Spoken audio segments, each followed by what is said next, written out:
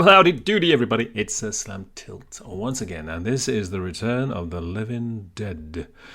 A brand new pinball game that I've created for Halloween. I've just finished Beetlejuice, and I thought that was it. I thought I'll just do Beetlejuice, that's it. And then I watched this movie, and unfortunately, when I watch films now, I watch films as a pinball game designer. So I'm always thinking of ways to convert a good film into a fantastic pinball experience. That's enough waffle. Let's just show you the game up close. So I'll just get the game started. Okay, Freddy, follow me and learn something. Stop the music. Come on, kid. My name's not Freddy, by the way. Buddy boy, gotta move. The ball's held on the plunger lane. Come on, prick. So I'll play some funny quotes just to get the player to launch. Alright, so the game is split into 3 sections. Like the movie, there are 3 areas where the story takes place. The whole thing takes place over a single night. The whole movie is practically in real time. So it starts off in Uneeda Medical Supply Warehouse, where you'll be introduced to Frank, Bert, and Freddy, those 3 main characters. Where are they? There you go. Top 3 there. Frank, Bert, and Freddy. Later on, you'll meet Ernie at the mortuary, and you'll meet these punk rocker kids. They're in the cemetery, and then of course you meet Tarman, who's the lead zombie guy. Now the great thing about this movie that's different from other zombie movies, is these zombies actually can talk, and they have intelligence, so they can create traps, and they run as well, and you can't kill them. If you chop them up into little bits, all the little bits will come after you as well. So that's what makes this movie completely unique from all the other zombie films. It's not like you can shoot them in the head and they die. It doesn't work in this film. They've got to be incinerated.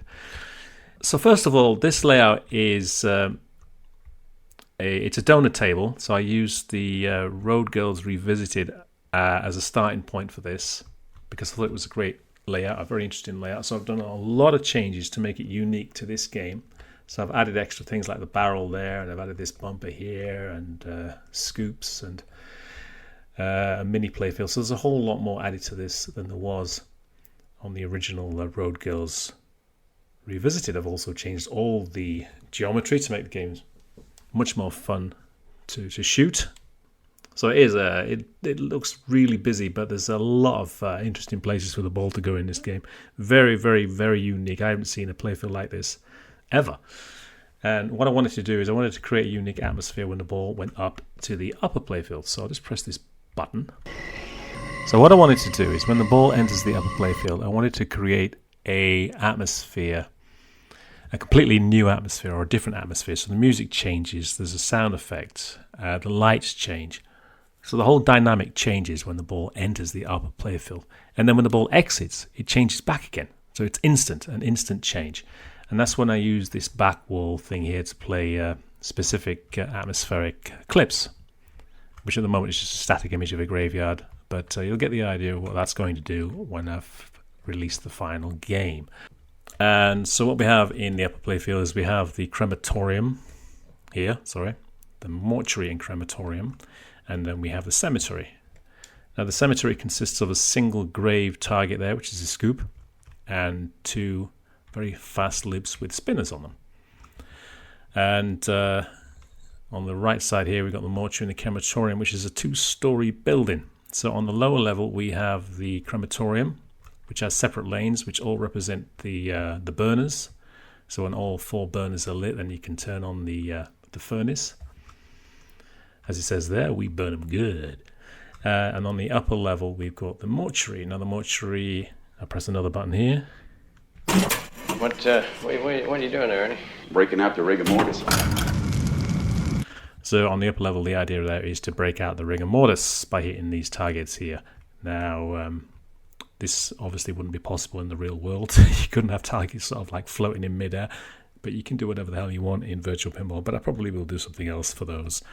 But yeah, it's you've got to hit them 11 times to spell the word rigor mortis. So that's what that's all about. The crematorium and the mortuary both advance towards an extra ball. And then when the ball is drained here, when it goes through the crematorium, it's just kicked back out here to create another captive ball. So the main part of the ARPA playfield is to get Trash. Trash is one of the punk girls. I think there she is. That's Trash. What she does is she does some kind of a sexy dance in the nude in the middle of the graveyard. Now that's in my game. My games are not woke, so I will have nudity. I will have girls taking their clothes off whenever I can. You've got to hit those strip targets, and then you've got to hit the grave scoop. You've got to do that several times, and then eventually she'll start that sexy routine where she takes all clothes off. But it's very, very difficult to get there, but it's worthwhile. So that's the main purpose of the upper playfield. So this is the main access to the mortuary. There's single VUK. The ball is shot up there. It's held for a second here, and then it's dropped, and then you just got to hit these targets 11 times. And then there's an exit or a quick escape, which is this shot here, which sends the ball all the way back very, very fast. As you can see, the ball, the ramp ends there, so the ball is kind of flung into midair and kind of just shoots around and lands on one of the flippers. So it's a very fast return to the flippers. Okay, on the lower playfield, we have got the UNIDA Medical Supply Warehouse. So we've got this barrel, which starts all the trouble in the film. It says Property Department of the Army. It's the exact replica of the barrel, almost. It's actually the barrel from Jaws, if you look closely. I just reskinned it. And it does move. Let's see if I can move it. Hey, these things don't leak. Leak? Hell no. These things were made by the U.S. Army Corps of Engineers. There you go. So it moves back in a little slider until it locks into place. And then it starts one of 4 missions, which I call the toxic tank missions. Starting with leak is the first one, and then barricade, where you have to board up all the windows, second one.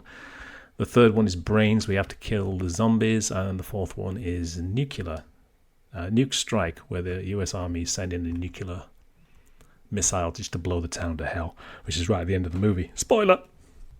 So the access to the upper playfield is restricted. It's locked at the beginning of every new game. You have to knock down these tombstone targets. There's one there and there's one there. All those have to be knocked down before the upper playfield will be open. And then when the ball immediately drains from the upper playfield, there is a timer which allows you to go back up again before the tombstones reset. And also I've added this old-fashioned sort of pop-up stop between the flippers there to stop access to the upper playfield between the flippers from the lower part, and also to give the player a little bit of fun up there before the ball inevitably drains. So we've got the single zombie pop there, which just creates complete chaos, as it should. We've got the captive ball here, but this isn't a captive ball. This is what I call a hostage ball. A captive ball is held captive throughout the game, doesn't come back into play. A hostage ball is where the ball is held hostage and creates a captive ball, but then can be released back into play. So that comes into play when you hit the target there enough times, and these things will pop up and create what I call a hostage ball. And the idea of that is you basically just have a spare ball, and then another ball launches into play, and then when that current ball drains, this one is just released. So it's like a backup ball. So it's essentially a fun way of getting an extra ball. And then we have the supply here, medical supply storage locker thing, which is lit from multiple bumper hits. And in here you get stuff from the medical warehouse. Some are useful, like acid, a knife, a surgical drill, and some are not so useful, like bedpans, bandages, diapers.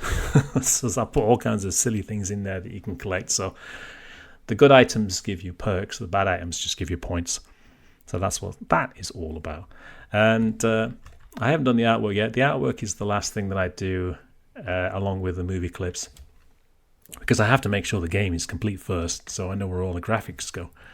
But I have put some art here on the arcade machine just for fun, and I have done a little bit of work on the cabinet. And there as well, send more brains there as well. And all this stuff I just found on Google. If you just Google the movie, you'll find a whole bunch of fan-made artwork. This is a very, very popular film, and there's a lot of artwork for it. It's one of these cult classics. It's kind of like the same as the Evil Dead 2. It's kind of like a comedy horror. But what makes it stand out is that the The entire cast are playing it straight, so they're not gooning, like Bruce Campbell did in Evil Dead 2. They're playing it straight, but funny things happen to them, which I think just makes the film much, much better. Rather than if you watch Zombieland, it's played for laughs, and I don't kind of like films like that are played for laughs. I just kind of like them deadpan, where funny things happen. So that's what I've done so far. I did a little bit of blood on the floor as well. This is supposed to be the mortuary. That's why it's got a tiled floor. And I just put a Halloween carpet there. And then there's nothing here because you don't look behind you. So that's what I've done so far. It is a lot of fun. There's an enormous amount of stuff in this. Virtually the entire movie is in this game. Nearly every single line is in this. It's that good. That's how good this film is. It just really it sets a really good atmosphere. And it's the perfect game for a Halloween. So what I'll do is I'll just come out. So let's now have a peeky-poo at the editor. Some of the behind-the-scenes stuff. You've seen the game running in real time, in a real-time 3D engine. And now this is how you create that wonderful game. You do it all in the editor. And I'm not going to go into too much depth here. But this is the script on the left. I always put the script window on the left, and I always put the game editor on the right. And so far I've only written 5,000 lines of code. Let's see. Yeah, it's about 5,500 lines of code so far. And the game is fully featured. I mean, I could release this now with no artwork on it, and everybody would love this game. 100% guaranteed. I'm so confident this game would just blow everybody away that played it, as it is now. And I've got so much more to add yet. But these are the rules. These are the different headings that I do what I do is because I create so many games. I've done about 90 odd pinball games now, and sometimes I forget what I've done, so I have to make notes. So these notes are for me mainly. So when I go back and I do the update, it kind of gives me an idea of what the game is all about, because I have that many games now. My memory just can't store all that information. So one day I will move away from this and I won't go back to it for years. And then I'll come back and do an update sometime in the future. Like I've done with Scared Stiff, Ghostbusters, Halloween, Nightmare on Elm Street, you name it. Tons and tons and tons of other games that I've had to go back to update. And all my games now are updated to Legendary, which is a whole new level above Ultimate Pro, which is the older versions of these games. So that's what these notes are for.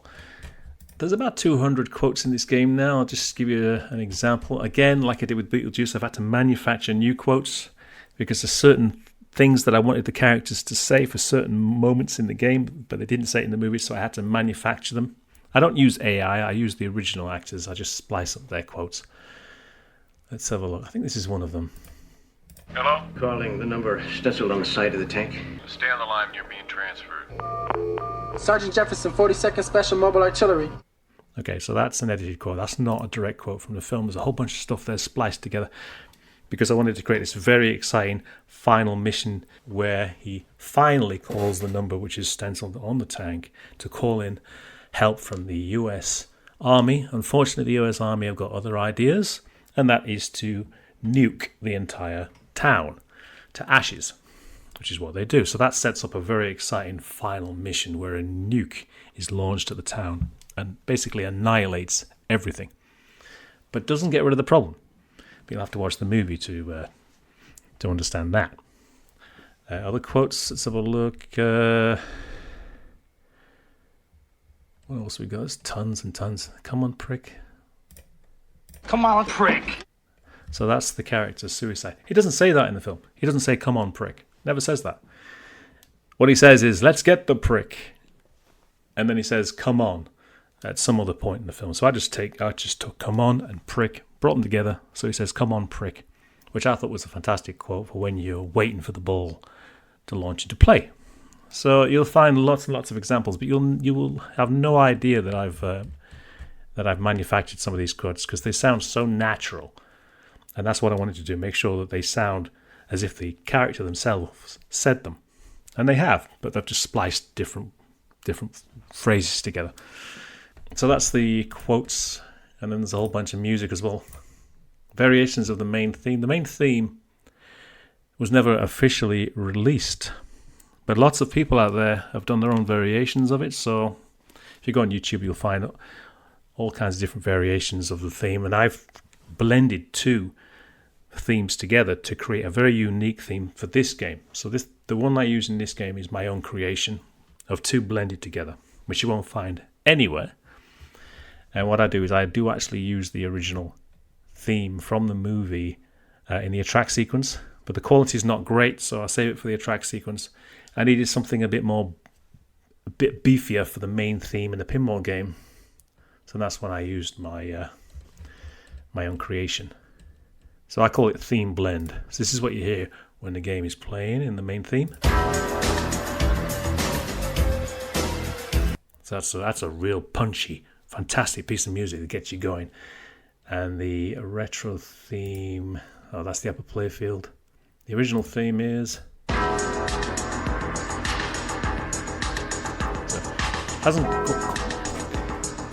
doesn't have the same oomph as you need, that I think you need for a main pinball game. But it's still fantastic, so I use that for the attract sequence so the player can listen to it if they want. And then there's this piece of music which featured in the last video.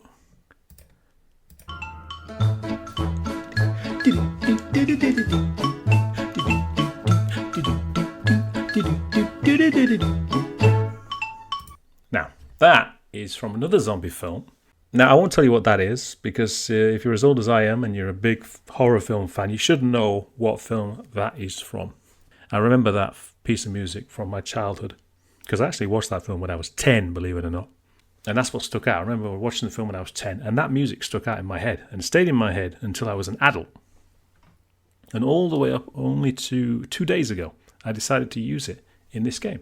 I wanted to keep this game a little bit lighthearted. It doesn't go too deep. It doesn't go too deep into horror. It's a fun game all the way through. It's just fun. It does have a lot of dark horror in it, but it has a lot of humor in it as well. But it's the perfect blend for what a pinball should be. Like if you look at Texas Chainsaw Massacre, that's way too dark. You can't have any fun with that theme. I looked at it and I thought, I can't do anything with this. Texas Chainsaw Massacre doesn't work as a pinball game. Halloween, brilliant, does. Nightmare on Elm Street, absolutely perfect. Friday the 13th, no, doesn't work. Neither does Texas Chainsaw Massacre. But this one, Return of the Living Dead, and Evil Dead 2, in fact, any of the Evil Dead films, perfect fit for a pinball game. You have to think about the player. They're going to have fun. You don't want to go too dark. Otherwise, it just takes away all the fun. Anyway, that's some of the behind-the-scenes stuff. There's so much more that I could show you, and I probably will in the future sometime. These are my testing keys as well. So I have to test everything. But for now, I will leave it. And the next video that I release should have the finished artwork on it. And I will do a commentary gameplay video. I think that's what I'll do next. Just in time for the game's release 1 week before Halloween. Providing I get those wonderful 10,000 subscribers, of course. Okay, toodaloo.